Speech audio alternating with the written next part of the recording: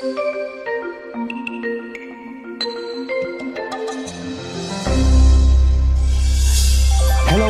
I am Ernesto Rios. Welcome to Ensenada 10. Today we are going to make a tour for the newest construction here in CETIS Universidad. I am talking about the $2.5 million brand new gym auditorium, a building designed for almost all the activities here in the campus. But to know all the details, Ana Luisa Ochoa prepared something special for us. High-performance athletes need high-performance facilities. With that in mind, CETIS University provides a physical conditioning space for the school team and the alumni as well. Gabriel Garcia has the facts. The new gym of CETIS Universidad is the best sports place in Ensenada. It has its own physical conditioning space and even an infirmary. The physical conditioning area is located on the second floor of this enclosure, which is directed by Carlos Adame. Good training with athletes from Monday to Friday. Athletics have stationary bicycles, treadmills, ellipticals, reclining bench, chains, weights, jump bench, and all designed to ensure athletics exceptional physical performance for the competition in Mexico and the United States. The CETIS University Zorros have now a place to call home. Last September, the college athletes were able to step into their brand new in-campus facilities thanks to a major investment managed by the school board. Angel Dominguez is at the court with all the information. Let's take a peek. This is the home of Zorros basketball and volleyball teams. The dream of CETIS University athletes was brought to life last September with the opening of their own gym and auditorium. Construction began on September 12th and it was completed exactly 1 year later after a $2.5 million investment. With a capacity of 750 fans and a Canadian floating maple court, CETIS received the validation by FIBA to host international events. That's a really nice investment. And talking about construction and land investment, here in Ensenada, in a region called El Sausal, neighbors fight against City Hall due to the final purpose of a piece of land. Instead, the government wants a library. Residents prefer the place stay as a recreational park. Carla Navarro has the information. So you've been using this land for the last 10 years as a recreational area. What kind of activities do you do here? This is our land. This is a public area and we use it as a green area, as a recreational space where we spend time with our kids, our pets. We bring our pets or just sit and read a book. We know that legally the property belongs to the City Hall, but they have never used it. And now they want to take away our recreational place. It is not fair, lady. The City Hall project is a library. They want to build a library here. What do you think about that? A library. Green areas are not less important than libraries. The city average of green areas is pretty much under the quantity that World Health Organization recommends. That's 10 square meters per habitant. And we are far from that, believe me. So, a library, Mayor, what do you think about the expressions of the neighbors of El Sausal? They say it's okay to build libraries, but not in the land they are already using. What do you think about that?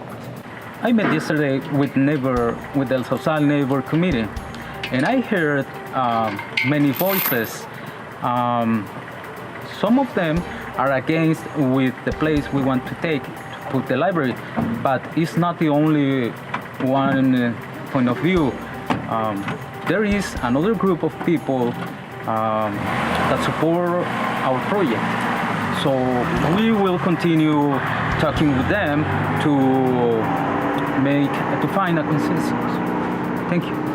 To continue the dialogue, the City Hall will start formal reunions this week with neighbors from El Sausal. The land will continue as a green area or the library will be built. We'll know pretty soon. Carla Navarro, Ensenada 10. We really hope they find common ground. A few miles from there, Valle de Guadalupe keeps in the eye of international tourism. The quality of wine and food settle in the very most popular places to spend the weekend. And now, here's the Ensenada 10 trivia.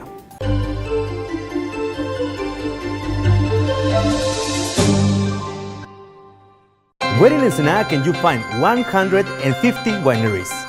San Vicente, Santo Tomás, Valle de Guadalupe, Ojos Negros.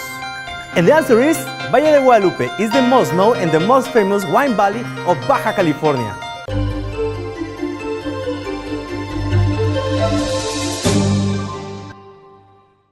Located to 100 miles from California, the Valle de Guadalupe has become a rising tourist destination by its food and wine. The place has been called Mexico Wine's Country thanks to the innovating tasting rooms, world-class cooking, and stunning hotels. Over 100 wineries offer an unbelievable experience to visitors, but also restaurants ranked among the top 15 of Latin America. Corazón de Tierra is one of them. Ensenada produces more than 80% of the Mexican wine. Valle de Guadalupe, Ojos Negros, San Vicente, and Santo Tomás concentrate the great production of the region.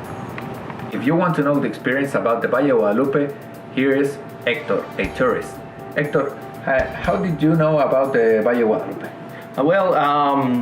I have a couple of friends came out down here, and they told me that this was awesome. But didn't tell me that this place is so beautiful. How many wineries have visited today?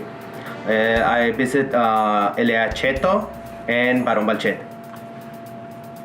Is it expensive? No, not at all. They have a budget for everyone. Will you come back to Valle de Guadalupe? Of course, it's so beautiful. Let's talk with Marcela Daneman, an American woman who makes wine with love. Tell me, Mrs. Daneman, when and how was your first contact with the wine world? Well, I am from LA, but years ago I visited Mulegé in the south, and I think that in that travel everything changed for me. But then I moved here to Ensenada, and I fell in love with grapes, with the wine industry, and began to take workshops, and here I am with my own winery. The name is Tango Winery. And look, my wine with my own hands. Marcela, could the public visit the winery for tasting? Yes, we have tours and wine tasting. Nowadays, both are free admission. People only call and reserve an hour, and we are open only for the weekends. Certainly, Valle de Guadalupe is a plus for Ensenada. Have you ever asked yourself, what is the greatest invention ever made? Let's find out. Hello, I am Pati Lafarga, and instead with me, Joaquín de Basabe and Benjamin Pacheco. Today I speak about the most important invention ever. But what is the most revolutionary contribution? Humans or technology? For example, the wheel, the nail, or compass. Benjamin Pacheco tells us more about this. Okay, the printing press is real personal press is kind of way favorite. the Johannes Gutenberg made this invention in around 1040. The first book was the Bible. Yes. And therefore the innovation that let the human knowledge be in paper, so they can go and see how. Another revolutionary invention is the telephone. But do you know that Alexander Graham was the first to be awarded a patent for the electronic telephone in 1897? Joaquín, what do you think? Hello everyone, I am Joaquín de Basabe. The light bulb, created by Thomas Edison in 1879, is considered one of the most important inventions ever, and the beginning of the electric handling. And the most recent of these inventions is the internet, with less than 7 decades of life. Absolutely, the internet is wonderful. What do you think is the most important invention ever? Certainly, there is a lot of inventions, but the ultimate purpose is help the human being. I am Ernesto Rios, this is Ensenada 10. See you soon.